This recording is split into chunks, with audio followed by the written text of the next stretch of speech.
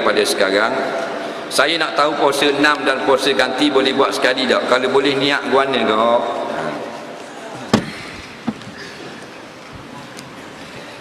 Baik. Jumhur ulama mengatakan hendaklah dikerjakan puasa Syawal dan puasa ganti asing-asing. Dengar molek kan? Asing-asing. Inilah yang paling afdal. Walau bagaimanapun disebut dalam kitab Tuhfah Ibn Hajar, Nihayah Syekh Ramli dan Hasyiah Nihayah Ali Syughra Malisi, setengah fuqaha mengatakan boleh juga disatukan puasa ganti dengan niat Syawal. Nampak?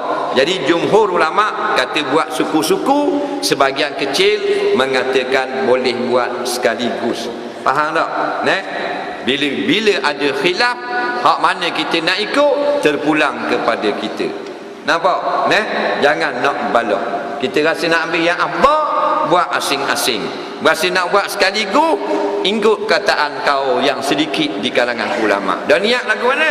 Contoh niat, aku berniat melakukan puasa qada Ramadan esok hari serta puasa sunat Syawal kerana Allah Ta'ala. InsyaAllah kita akan sambung balik 2 bulan daripada sekarang. Yang betul daripada Allah, yang salah semua daripada diri saya sendiri. Terima kasih sekali lagi kepada pihak masjid yang sudi membenarkan kita berkuliah pada malam ini. Panjang umur kita berjumpa lagi di sini. Bismillahirrahmanirrahim.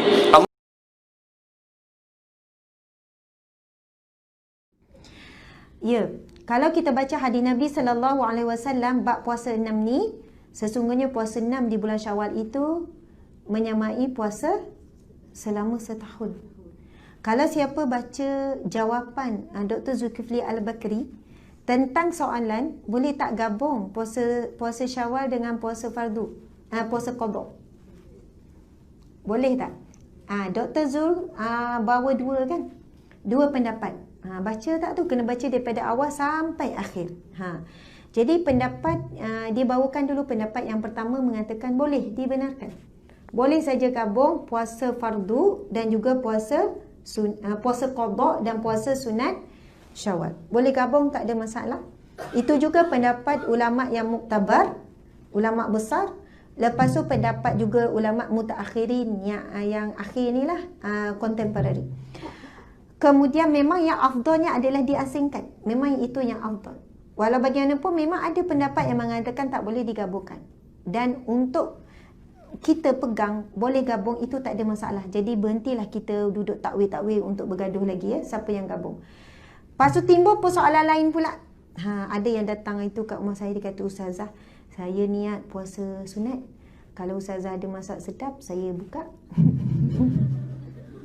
Kisah benar ni maksudnya tengok juga, kalau rasa tak kuat tu, rasa nak makan tu kan, sebab puasa sunat tak apa kan buka. Saya kata ya memang tak apa, sebab tu saya tak niat puasa qada.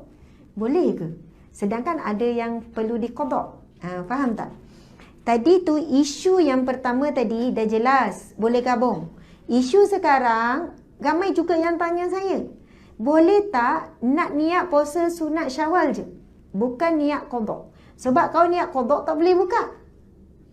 Alasan tak tidak mampu menahan godaan makanan tak boleh. Sebab ia adalah puasa wajib, puasa qada. Kan? Kan ada orang tengok dulu menu, kalau rasa kuat tak buka, kalau tak kuat buka. Jadi boleh tak niat puasa sunat sahaja, sunat Syawal, tanpa niat puasa qada? Boleh ke tidak? Sebab kalau puasa sunat, ia tak ada masalah buka isu tu. Jadi jawapannya, kalau kita tengok, memang banyaklah jawapan yang diberi oleh para ulama dan sebagainya. Ada yang kata makruh. Maksudnya boleh tapi makruh. Lepas tu yang kedua, boleh harus saja. Sebab ia pergi kepada riwayat Sayyidatina Aisyah. Aisyah ada riwayat ini, riwayat yang sahih. Sayyidatina Aisyah sendiri sebut, aku pernah menangguhkan puasa qada sehingga Sya'ban. Maksudnya Sayyidatina Aisyah menangguhkan puasa qada sampai Sya'ban. Sya'ban, Rejab, Sya'ban, Ramadan kan? Sebelum masuk Ramadan tu baru qada puasa ni. Jadi para ulama kata Aisyah, mustahil untuk Sayyidatina Aisyah tidak menunaikan sunat Syawal. Jadi berhujahkan itu, dan ada beberapa dalil-dalil yang lain menyatakan dibenarkan harus. Kalau niat puasa 6 Syawal saja tanpa digabungkan. Sebab ada kata, ada yang berhujah kata tidak dibenarkan sebab apa? Hutang. Puasa fardu itu adalah wajib, kira berhutang dengan Allah, wajib bayar hutang dulu, barulah buat yang sunat. Betul atau tidak? Sama juga perbincangan tentang orang tanya, dia ada banyak puasa qada. Dah 10 tahun dia tak semayang. Lepas tu dia insaf, dia baru nak semayang. Jadi boleh tak dia buat solat sunat duha? Sebab dia kata, ada orang kata, kalau qada tak habis, qada dulu sampai habis.